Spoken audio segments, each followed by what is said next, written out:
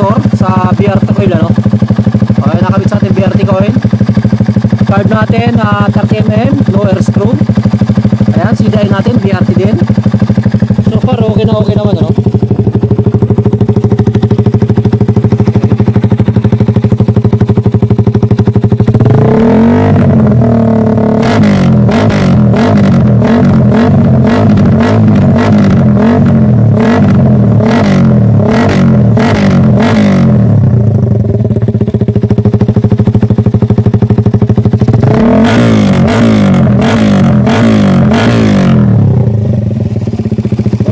Walang tugak.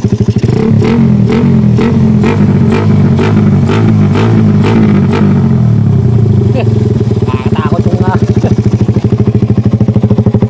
right.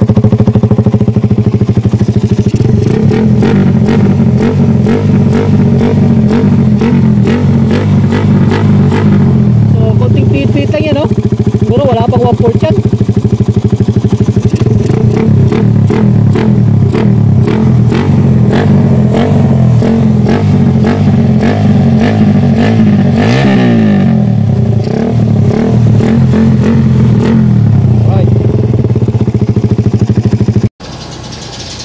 Yo, what's up mga parts, may red light mo. Toilo po sa akin mga followers and subscribers dyan. Ayan, may tatanong kasi sa atin, ano. So ano daw maganda? Phytocoil daw, Phytocoil ba? Or yung BRT racing coil, ano po. So ayan, ano. So sagutin natin. Yung Phytocoil po is nakagamit naman ako. Yung Phyto 7400, ano po. Nakasubok na ako dati noon, dati sa 200cc ko na motor, Phyto. So far okay naman ang naging tawag dyan, yung naging performance sa motor ko ng Phyto, ano. So syempre alam naman natin, nakilala yung Phyto pagdating sa racing, mapa, touring, di ba? So normally ginagamit siya for racing, di ba? Karamihan nagamit ng mga nagre-racing sa drag race. Kung makikita nyo, Phyto yung gamit nilang coil, ano, yung 7400. Masyado siyang malaki. Pagka nilagay mo siya dito sa rider, hindi siya sobrang laki. So lalagay mo siya, isang tornilyo lang yung malalagay mo. So yun ang ano lang siguro yung disadvantage yun, ano, yung parang ano siya tingnan. Kasi sobrang laki niya. Ganyan siya kalaki doon. So kaya isang tornilyo yung mapapakapit mo, kaya yung isang yung coil niya na medyo nakausli ng konti. Ano po? Yun lang naman ang nakita kong disadvantage sa Phyto coil, masyadong malaki. Pero kung sa performance, okay naman po yung Phyto. At saka subok na po yung Phyto, ano. So ito kasing BRT coil na ito, bago lang naman to. And I'm not sure kung original to, ano.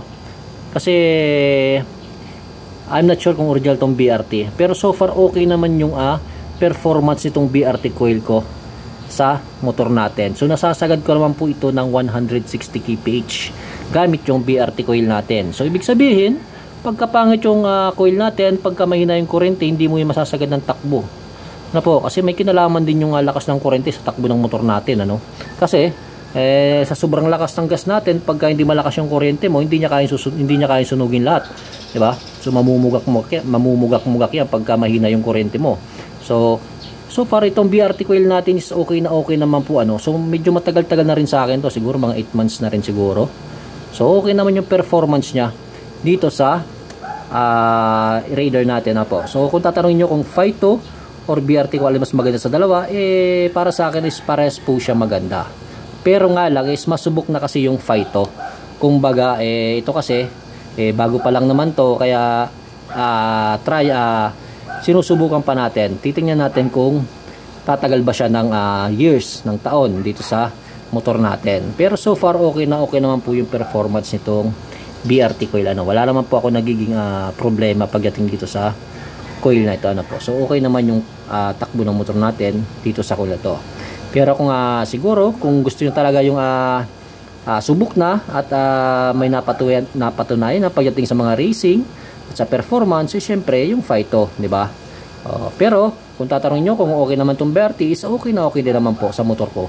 Kasi nakikita naman yung performance ng motor ko na kaya naman siya sumagad ng takbo gamit yung ating BRT coil, ano po. So wala namang problema. Yung ano na lang inintay natin, yung tawag dyan, yung durability, kung tatagal ba siya ng ilang taon sa motor natin, di ba? Ayan, sana i-share natin, ano, kasi may tatanong sa atin kung ano ba mas maganda, kung Phyto ba o BRT. O, para sa akin, para siya maganda, depende sa budget mo. Ito medyo mura, 700 plus. Yung Phyto ko lata, mga nasa 1,000 plus. Ayan. Pero syempre, kung gusto mo subok na, ang Phyto ka. Kung gusto mo naman sumubok ng iba, mag BRT ka. Diba? Alright. It's Megan Red Light mo to. Ride safe, play safe. Alright.